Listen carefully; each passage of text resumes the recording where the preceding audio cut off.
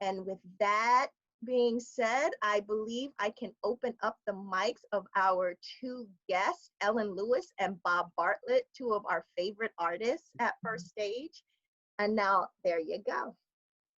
Great, thank you, Dee, and welcome everybody. Yes, this is a really exciting series that we've had where we've tried to just show you the process from different points of view, and we are thrilled to welcome Bob and Ellen with us. Many of you who've been with us for a few years may not know Ellen by her first name. She writes under the name E.M. Lewis. So this is the woman behind the initials here. Ellen was the first show of my first full season, was the world premiere of Now Comes the Night. It was really the first full-on world premiere that First Stage ever did. She gave me permission to really make a statement about the company and the kind of work and its impact on with living, breathing writers that we want to have. And it meant a lot to be able for us to premiere that show as part of the Women's Voices Theater Festival that happened all around the Washington area that year. And then she returned again, helping me launch a new program. She was part of the inaugural Logan Festival of Solo Work with her Play the Gun show.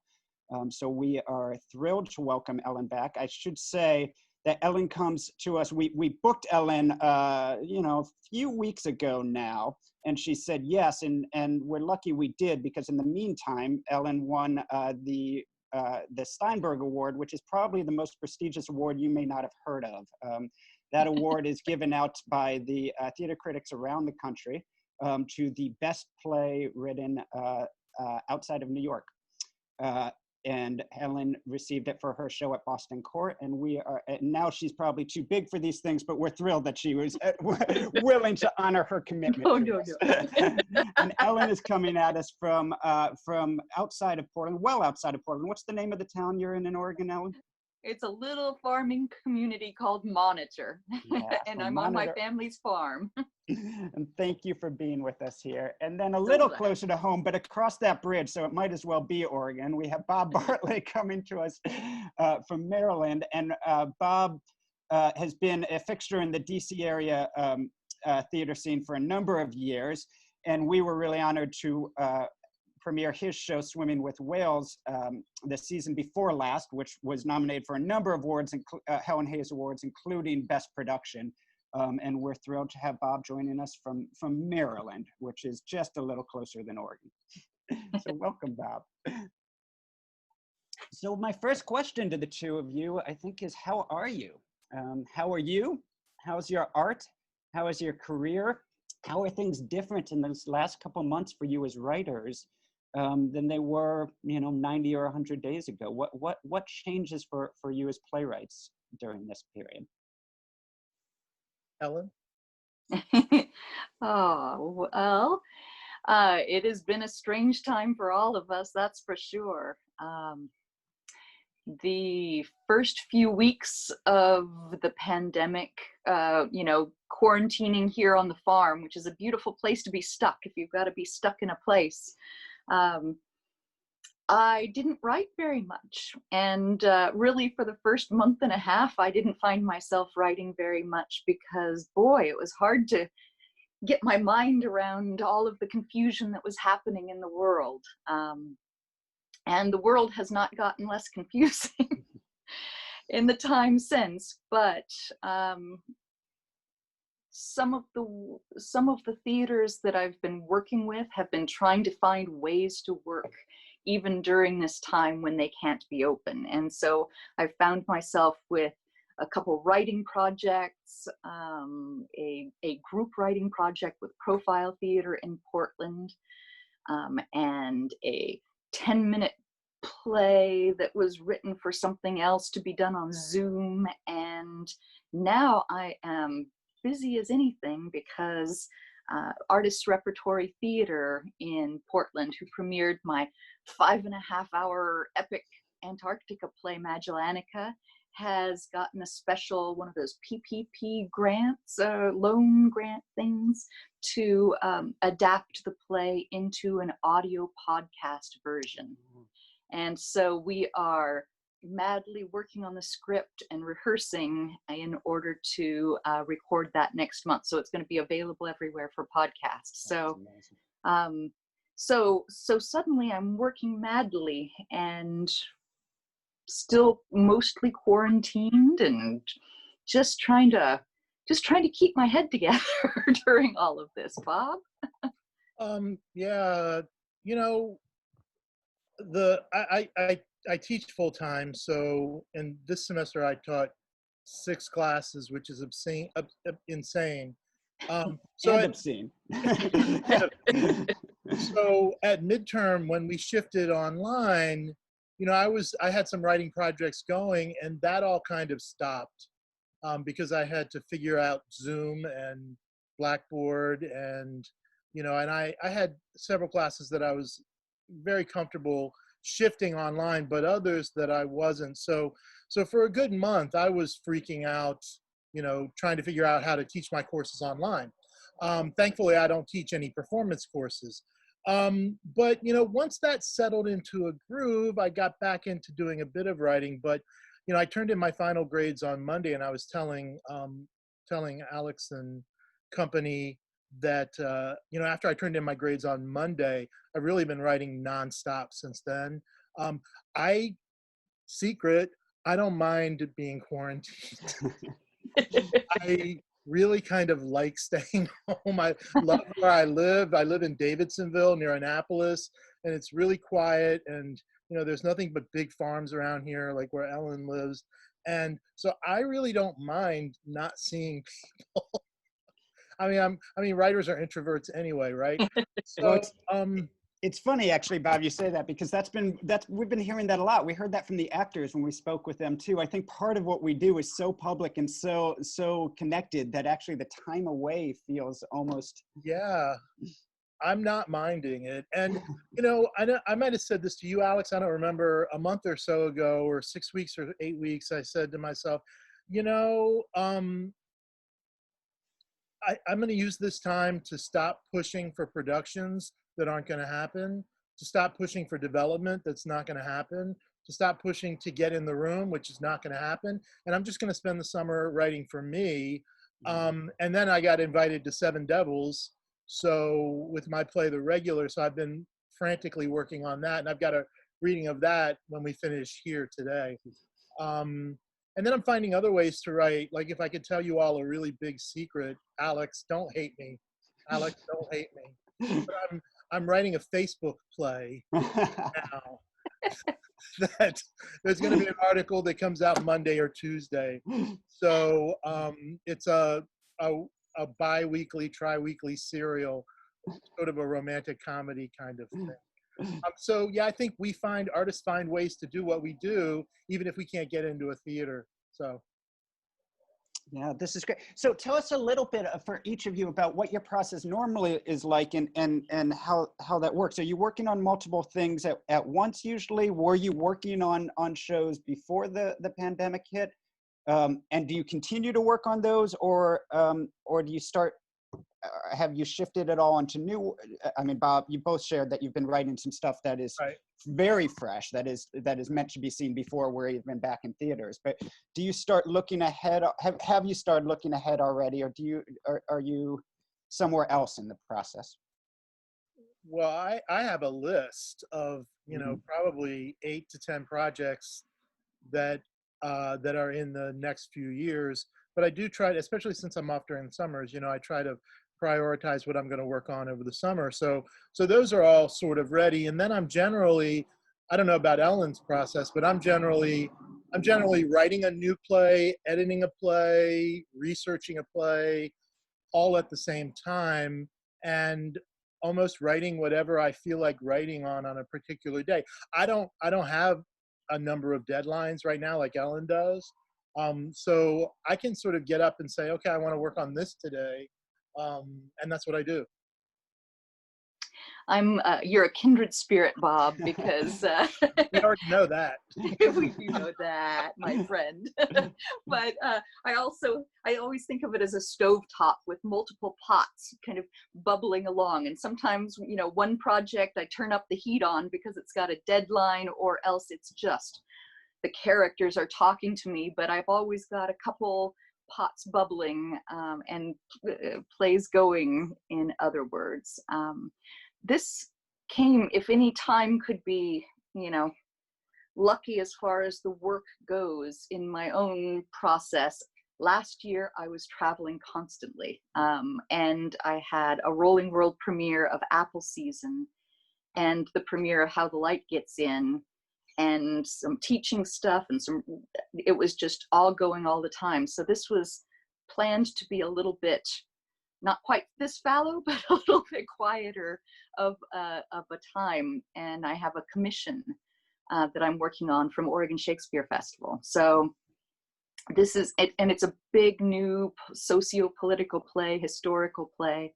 And so it's, once I get Magellanica came back surprisingly, and so briefly I'm working on that intensely, but then I'm going to be back to researching and trying to figure out this new play. And we've had one Zoom rehearsal with some actors of just, you know, basically table work, and that felt really strange to not be in a real room but be in a virtual room.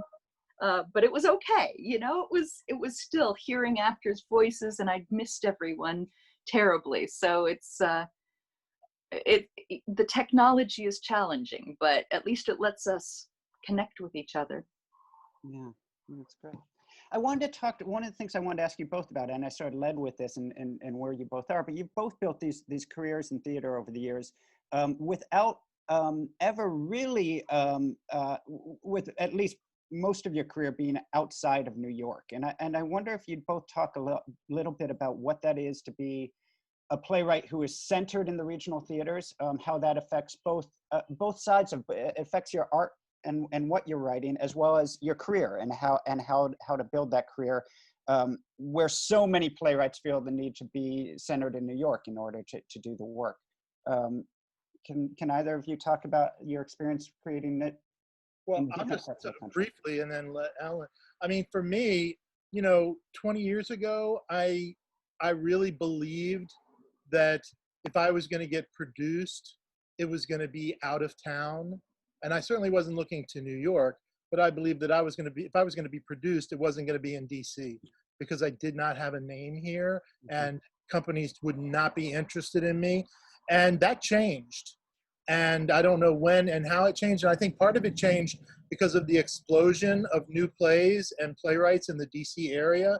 I mean, we have one Facebook group with almost 1,000 playwrights in it. So I think somewhere 10 years ago, things changed here in DC, and the environment was much more open to not only new plays, but to new plays by people that the local professional regional theater had never heard of. I had an off-Broadway thing a few years ago that was a lot of fun, but I don't see my future in New York unless I happen to write something really striking that gets in the right people's hands. And, you know, yeah, so, and right now, New York isn't a destination. Right. So. Ellen, how about you? You're writing from your farm in Oregon, not just separate, not just as far from New York as can be, but really also sort of, I mean, Portland's nearby, but outside of an urban setting. How has that affected your work, and how's that affected your career? Oh, sure. Well, I moved from Oregon, which is my home where I grew up, 4th generation farm here, to Los Angeles when I went to grad school. And I lived in Los Angeles for quite a while, which is not known as the theater center of the universe, but there are certainly a lot of playwrights and storytellers there.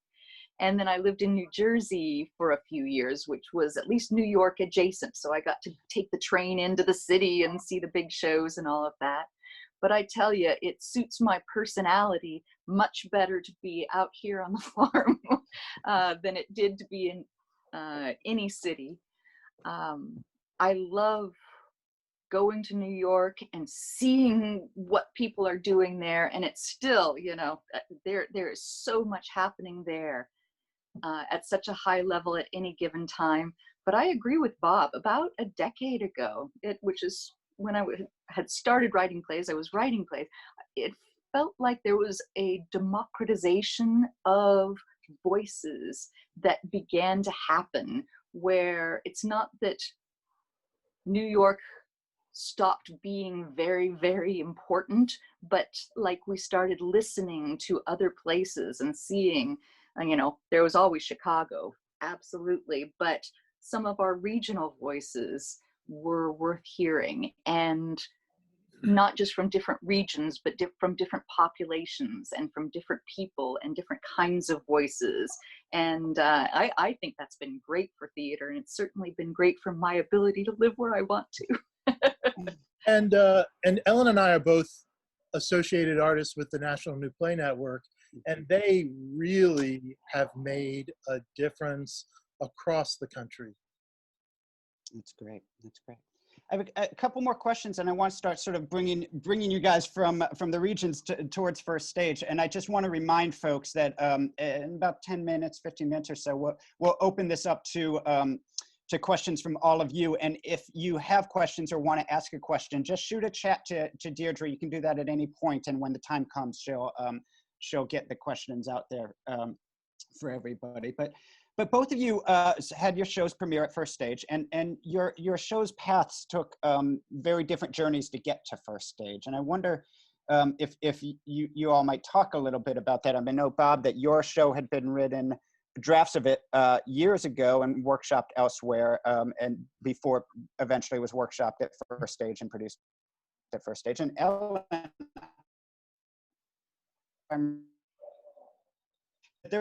you were talking about your show, although the idea was certainly there. I'm a visionist, or you can correct me.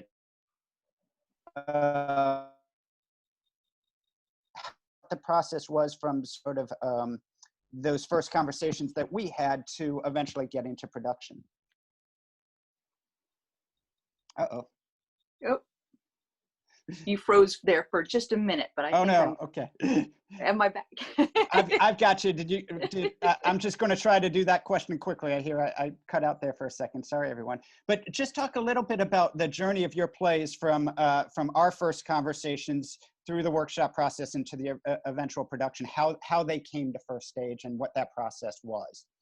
Absolutely. Well, for me, you really took a leap on me, a leap of faith and all of that, because we had met each other briefly and connected briefly, and you were new to First Stage, and you were coming in, you had made a commitment, there had been a commitment made to participate in the Women's Voices Theater Festival, which was a big event in the greater DC area, and it was for new work, and I was honored that you asked me to share a new play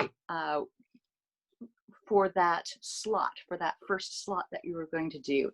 And I talked a little bit about a couple different ideas, but I was most passionate about writing a freestanding sequel to an Iraq War play called Heads that I'd written a number of years before. And the characters, as sometimes happens, continued to haunt me, and I didn't feel like their story was finished. I felt like, much like we never seemed to be finished with that war, the characters weren't finished trying to figure out what the heck all of us were doing there and what was happening to these characters when they came back. So you and I talked a lot about the script. You brought me out so you and I could work on it together, and then back again for rehearsals. And it was really something that I wrote very much with you and with your participation. And then we had the most fantastic cast and production team. And so it was very alive, exciting, scary, dynamic process, and great working with you all. Yeah. Those of you who saw the Royale, which is our last show before the shutdown, saw Jason Wright, of course, just put on an incredible performance. And that was Jason had worked at First Stage on my first show, Take Me Out, but that was my first time directing Jason, and such a joy to have him there and have him back this season. Swimming with Whales and how it got to First Stage and how it started to evolve once it did. Yeah. Well, I mean, I had written the play 10 years before the First Stage production, and in its early years floating around the country, it was getting a lot of attention, and it was picked up by a Broadway producer, and I thought, you know, my life was going to change at that point, and I could quit teaching. And, you know, like those things happen, they strung it out and strung it out and strung it out, and then it never went anywhere. But the play did get some great development all over the country and in New York. And the New York work that it got was really seminal. And then, you know, probably for 2 or 3 years, it just sat around, and I got some really great advice from a dramaturg down at the Eileens in Atlanta. And she said, just go write other plays. So that's what I did. And so it just kind of sat around. And then, you know, I go to a lot of theater. That's what we do. And I started to hear about First Stage, and especially when Alex got there. So I went out and started to see some of the work there, and I was really blown away by what I was seeing. Not just the quality of the productions and the aesthetic, but the designs were always fabulous. And I knew I had a play that needed a big design. And also, you know, you can tell a lot about a theater's season and programming. And I'm like, these are smart people. And, you know, I really, really said that to myself. And so out of the blue, I emailed Alex the script, and I don't know that I heard back right away. It might have been a couple of months. And then we met for coffee and started to talk about the play. But I'll skip ahead because there are a couple of things that Alex said that really, really, really impressed me. And one thing he said was, you know, we don't do a lot of new work because we want to be able to put the resources into really providing the writer what they need. And so that made me feel really good. You know, we had a couple of developmental readings the fall before my production. But I'm a writer who rewrites in rehearsal. So I was really glad that I had this, and I was teaching at the time. I'm really glad that I had the space. Alex gave me the space to rewrite in rehearsal. And at Alex's nudging, I wrote 2 new scenes in rehearsal for the play, and the play could not exist now without those 2 scenes. They're the most beautiful scenes in the play. And then, you know, the casting process, we worked with really, the cast was really amazing and beautiful, and our designers and design team and all of that. So, you know, it's just a great, fabulous, wonderful experience, and the play came out much stronger than it went in, which is how it's supposed to happen. Yeah, that's always the hope. I tell you, so I had the honor of directing both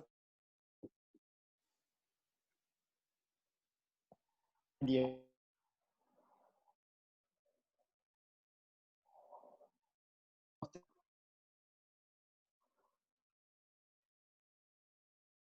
Everyone, I apologize. Alex seems to be having a little technical difficulty. Oh, Um, no.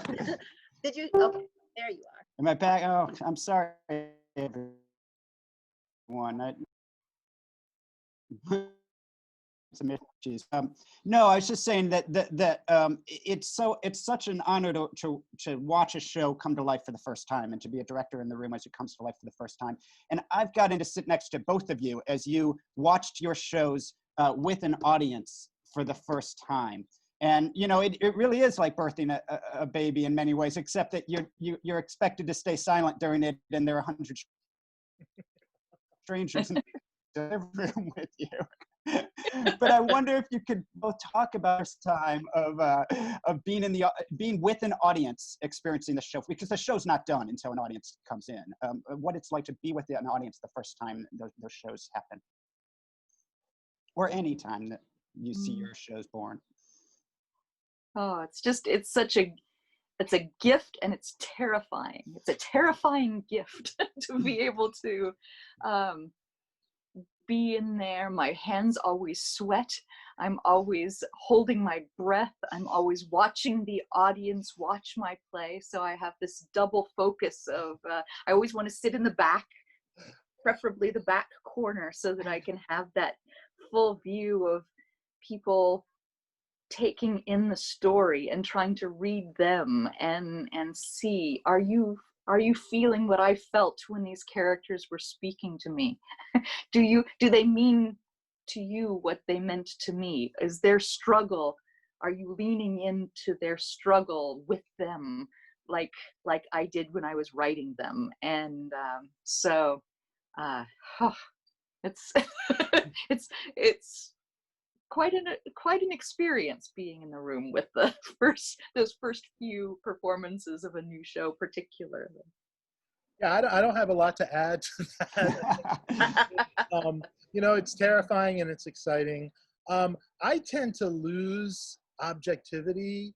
Ellen has more experience than I do, and I kind of, I kind of don't think clearly during that time, and I sort of try to pretend I'm just an audience member and I'm not connected to the work.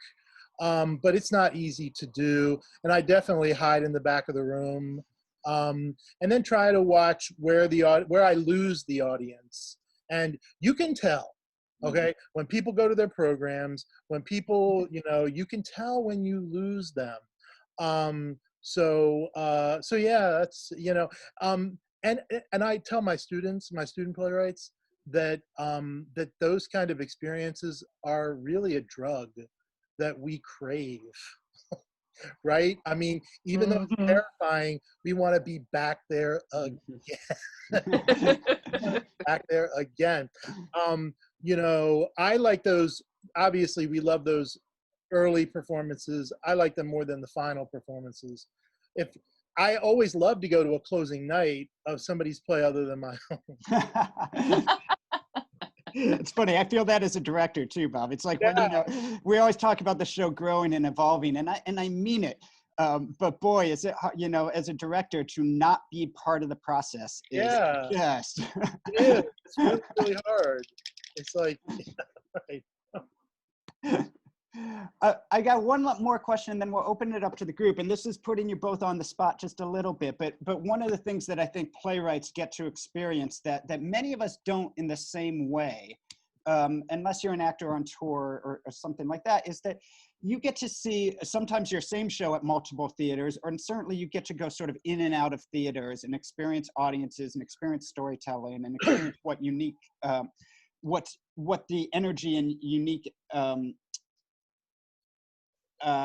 culture of a company and its audience are. And I wonder if you both might talk about what you felt when you started to experience First Stage's productions, but also just the audience and what it was to be, what the feeling you had at First Stage specifically. That's real easy. Can I go first? Mm-hmm. I just immediately thought that the audiences at First Stage are so just really, really smart and really attuned. It's not everywhere that you can put up a title. Even the established pieces that First Stage does aren't necessarily recognizable to a lot of people. So it's something to be able to put up a play that your audiences have never heard of, and yet they trust you. And I was going to First Stage in the first years, long before Alex got there, and I could see that principle was there then too. So I really felt like the audiences, and then talking with the audiences at different moments in the process, you could tell that they were theatrically literate and willing to go on this ride with you. Absolutely. What Bob said. But all just adding to smart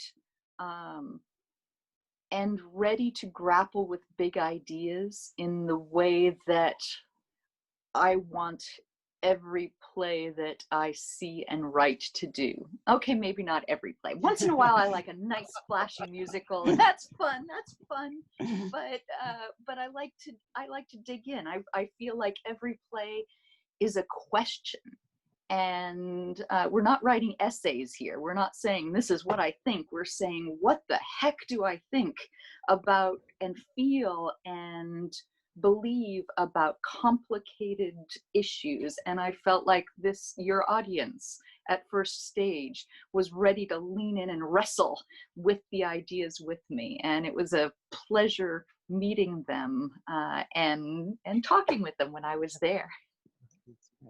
Well, now with that, we'll throw them into the fire here. Let's open up to some questions here. Again, if you want to ask a question, just type into the chat, and Deirdre will find you and unmute your mic, or help you unmute your mic. So Deirdre, you want to take it away here? Yeah, sorry. Kristen Moyer had a very interesting question. Okay. And Kristen, I have unmuted you, and I hope you gave me permission to do so. So would you just ask your question? I think I'm unmuted, right? You are. We've got you. Hi, Kristen. I just want to say, first of all, thank you so much, Alex, to you and your company for giving us so many wonderful plays over the years. And I know this shutdown is very hard on all of our theatrical community.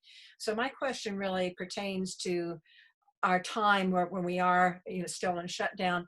I've seen virtual choirs, I've seen virtual ballet performances, but I don't think I've seen a virtual play performed yet. And I just wonder, have you, are you on the panel, or do you think that is a way to keep things viable until we can get back together again? Yeah, so Bob, Ellen, either you want to talk about the kind of works that you, if any, that you've been kicking around or asked to do or imagining, what might exist in this time? Well, I've one theater in Portland, Bag and Baggage, reached out to my playwriting group, and we've been writing sequestered soliloquies, which is for local playwrights writing for their local actors to perform via Zoom in their houses. And so that's been kind of a group project. There's this audio version of Magellanica that I'm working on. And so translating a theatrical production into an audio podcast that you can download onto your phone or device and listen to. I've been a little bit prejudiced against most of the theater that I've seen on my screen, because it pales in comparison to the experience of being in the room with the storytellers who are telling the story, with the audience that is receiving the story. And I yearn to have that time back again. And most of what I feel like I'm writing and will continue to write is for that golden future time when we can be back together. I do want to mention one show that I saw that was released from the public, and I think it's still available on YouTube, that you might want to look at, because it's the first thing that I thought, wow, this might work, theater on the screen. And it's called What Do We Need to Talk About? And it's part of the Apple Family play series of plays that they released there. And it was written for this moment, for the medium, but by a playwright. And it's quite beautiful. So, Bob? Yeah, for me, I am thinking about the future too, and I'm thinking about the immediate future, like the fall. So I kind of believe that one of the ways that theaters might reopen are with solo shows. So I'm going to be working on a solo piece here over the summer. And, like this Facebook play that I've been writing, honestly, it started organically. And while I was waiting in the drive-through at Starbucks to get coffee, and it's gotten quite a following. and I think that has other applications. And I've been talking with a playwright about writing a play about two people who meet online in a dating app, and then who begin a relationship on Zoom. And they have 12 or 13 dates on Zoom as they fall in love. Should I mention the other play? I think you should, Bob. Yeah. I was waiting to see how this was going to go down. This was live theater that you all didn't know you were watching. Right. So Ellen and I have started working on this together, and I think it's really going to be fun and beautiful, and about the middle of the country, and two people who are just yearning for connection in this really, really weird time that we're living in. But like Ellen, like Alex, like all of us probably, I don't love theater on Zoom, but it's what we have right now. And I think we've got to do something with what we have. I wonder also, Ellen was telling this story of me calling her when we started on Now Comes the Night, and the story behind that story is, when artistic directors come to new companies, there's sort of this support group of the things you find out once you get there. And oftentimes they're really horrible. I mean, Che, you just talked about finding out that the theater didn't actually have the money it said it did and might close down when he got there. I didn't have that problem at first stage, but what did happen was Mark Kristins put his arm around me and said, oh, by the way, we're committed to producing a world premiere by a woman in the fall, and we don't have the play selected and we have no plays in development. Good luck. Which was obviously not the best position, but one of the great things it did is it just gave me an excuse as a new artistic director to reach out to people who I've long admired and talk to them about the work. But I know, Ellen, we felt like we were working at sort of light speed to get that show ready within a year. Are you?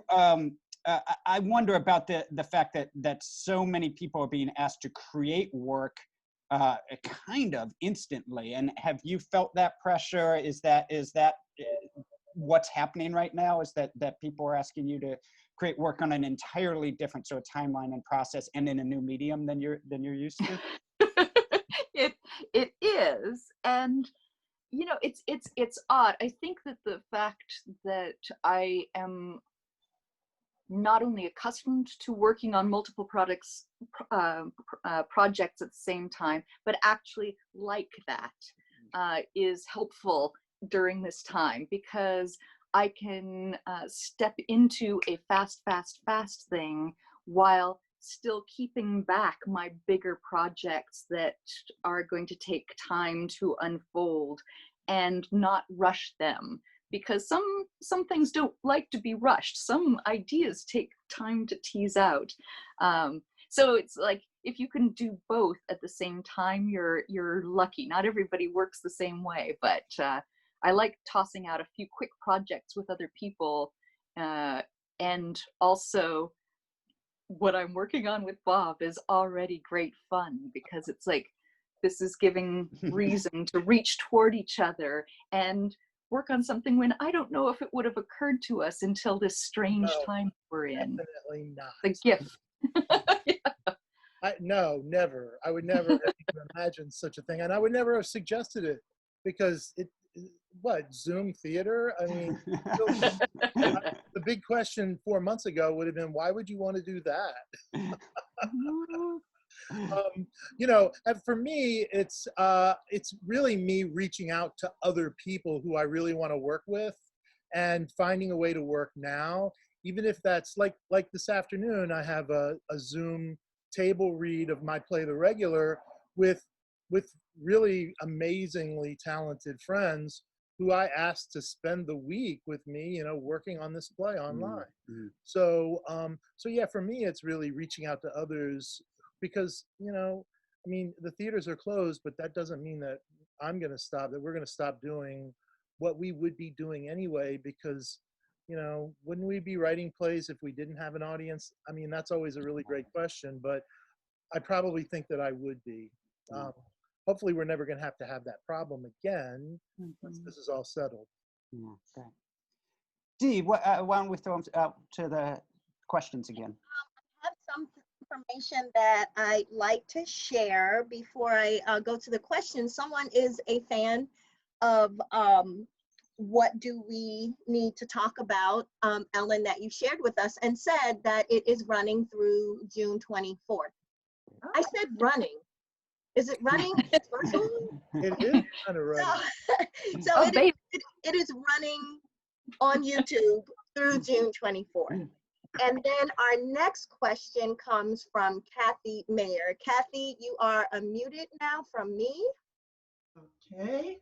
Hi, Kathy. First of all, I want to say that I had rarely attended a new play before coming to First Stage.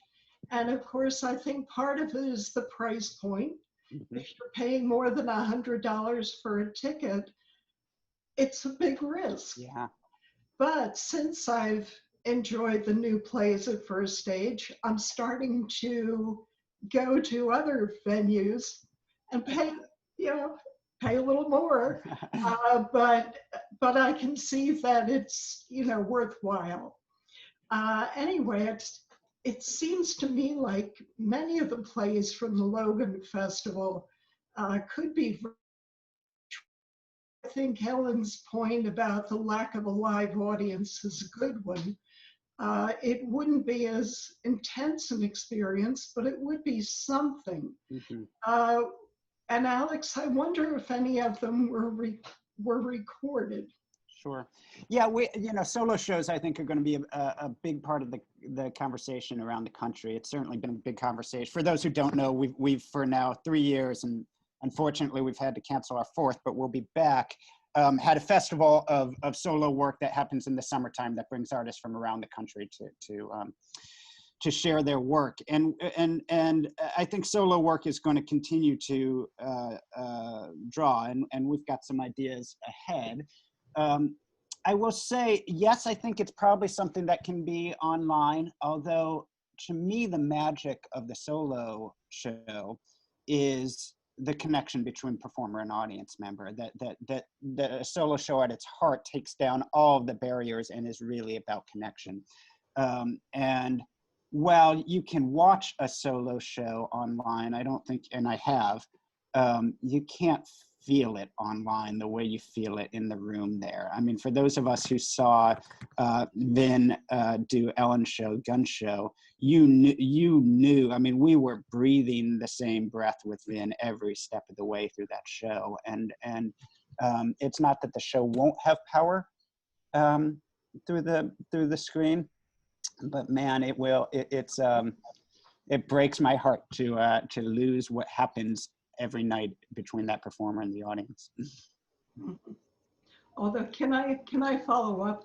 Please. I don't know if any of you saw the John F. Kennedy celebration at the Kennedy Center last night. The 1962 commemorate a celebration of his birthday that they put online, and at one point they had three or four performers doing scenes from a Eugene O'Neill play. And by the time the last scene came, From a Long Day's Journey into Night, I was a puddle. Yeah. And it was less than half an hour. Yeah. But it was so effective. Yeah. And so, I don't know, maybe just short scenes from things. No, for You sure. don't have to be invested the whole time. Yeah.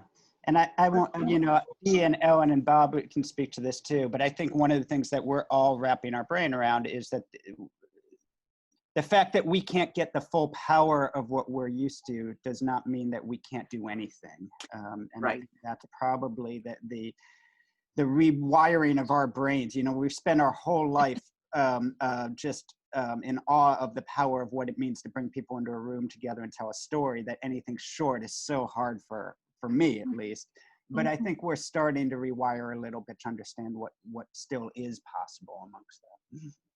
There's a lot of ways to tell a story, and we're storytellers at heart, so we're going to figure something out. Yeah, absolutely. I have I want to share from Linda Falkerson, who gave me permission to ask for her, and then we'll have a question from Eileen Mendel. Great. And what Linda wants to know from Bob and Ellen is, when will they get to see your new play? It sounds great. Oh, That's a good question. that's a great question. That's a great. We both write rather quickly. Put the pressure on. I mean, and I don't. Linda, I asked the same question maybe, hourly, so. I kind of feel like this play is going to come quickly because it's going to be very real and very honest, and we're just going to pretend to be two people who meet in a dating app and then start a relationship on Zoom. So how difficult can that be? As long as it's quirky and fun and romantic, and it says something about persistence in the times that we're living.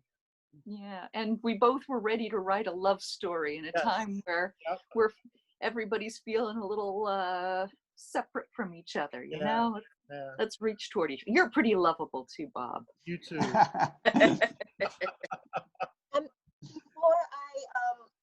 I allow Eileen to come on, Linda just had a follow-up with that. She wants to know, how do we follow your progress? So I'm thinking maybe we do a behind-the-scenes virtual video, and Kathy might like that one.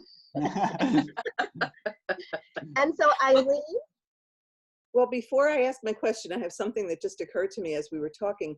I've been watching theater online, and some of the National Theater things. I watched This House, I think it was called, last night, about the two houses of Parliament.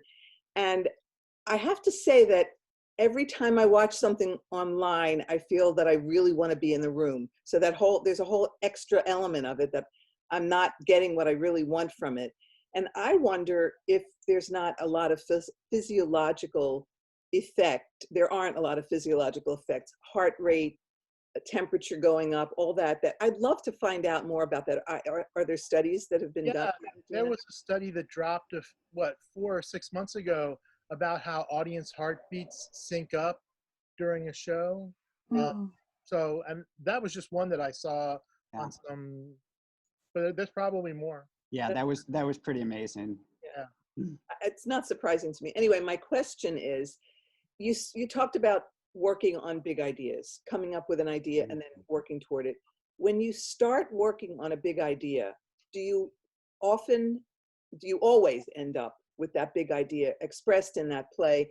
Or do you, if you can't get that big idea to express itself properly, stop for a while and come up with something else? Great question. Yeah.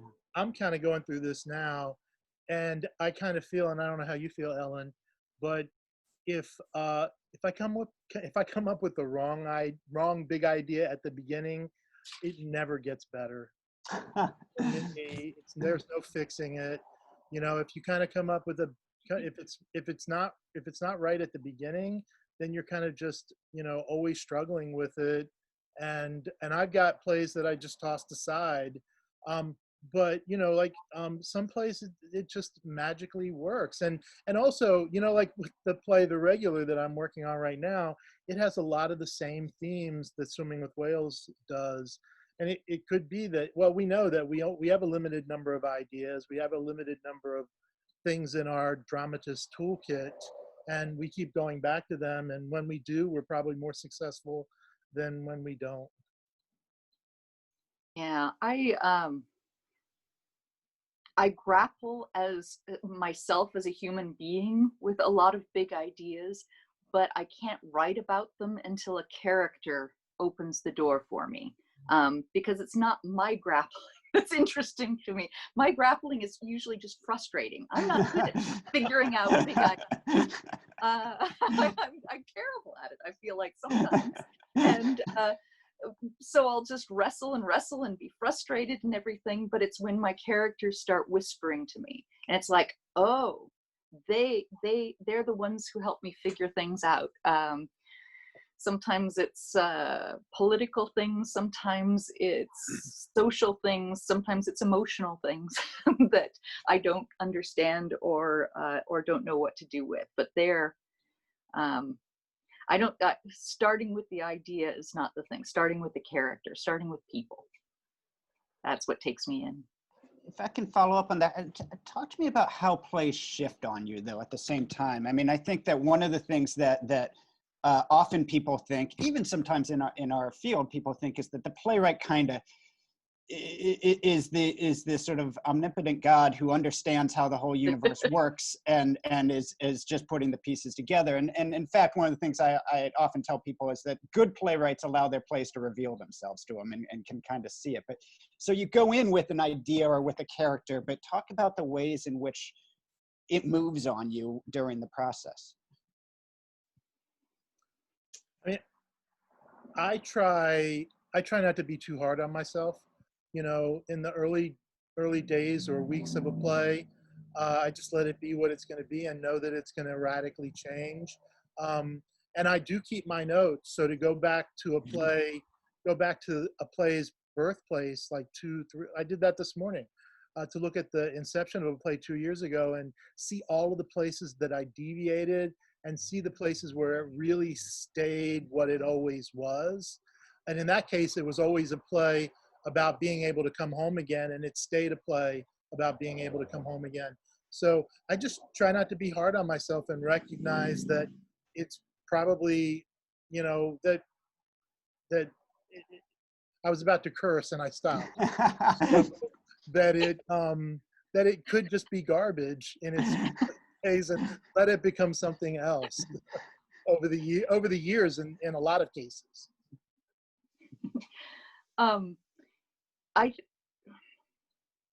It's such a strange and wonderful alchemy, discovery process of finding a story. I feel like the characters, when they start talking to me, it's like meeting a new person, and it takes me a while to get to know them. And oftentimes I only understand things about them through situations that they find themselves in. And this makes it sound like someone else is doing the writing, but sometimes it feels like they are people with volition and choices and ideas that are separate from my own, in a way that is mysterious and wonderful. And working with actors, working with a director is the richest, happiest place that I can be with a new play, because I will come with some pages or a couple scenes or this character who has some talking and then we sit around and I listen and we talk about it and we unpack things and questions are asked, and then I dive back in and there's more finding and discovery, and nothing could be happier than working in community. Yeah, we haven't talked about that, but my favorite people are actors and directors. I mean, my favorite people. Yeah. Well, I think that's a good place to leave it. We're at 3 o'clock now. I want to thank you both so much. It means so much to see you both and to see all of you join us here this week. It's been just a joy to know that you're out there writing still, and that that's how we know that there's a future for us, is that, well, we can't work, you are. And so we're grateful to you both out there, and to all of you who continue to join us. We had a little conversation today about the possibility of solo work. It's a great conversation, and we're going to have it for real next week. So please join us at this time next week. We have really people from all over the country coming together. Many of the folks who you've seen on our stage through the Logan Festival, and people who create solo work, talking about that field and where it's going and what might be possible for it. So I think Kathy gave us a great segue into it. So please join us again next week at 2 o'clock. And in the meantime, everyone, stay safe, and thank you all for being with us.